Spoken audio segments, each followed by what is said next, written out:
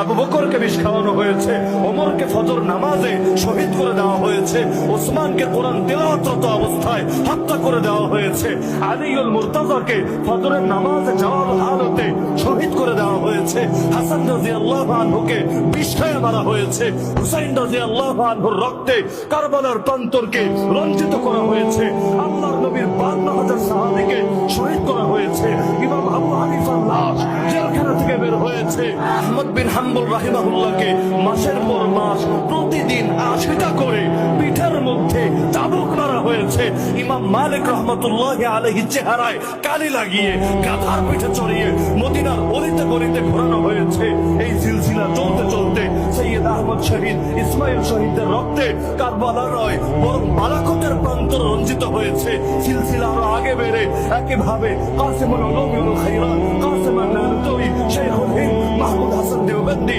শেখুল আরবি ওয়াল আজম হুসাইন আহমদ আল মাদানী, শেখুল তাফসীর আহমদ আলী আল লাহোরী, তাদের রক্তের নজরানা সামনে আসতে আসতে সর্বশেষ আমাদেরও ওয়াকাবির এবং অনেক আশিকের রাসূলের রক্তে শাপলার প্রান্তর রঞ্জিত হয়েছে।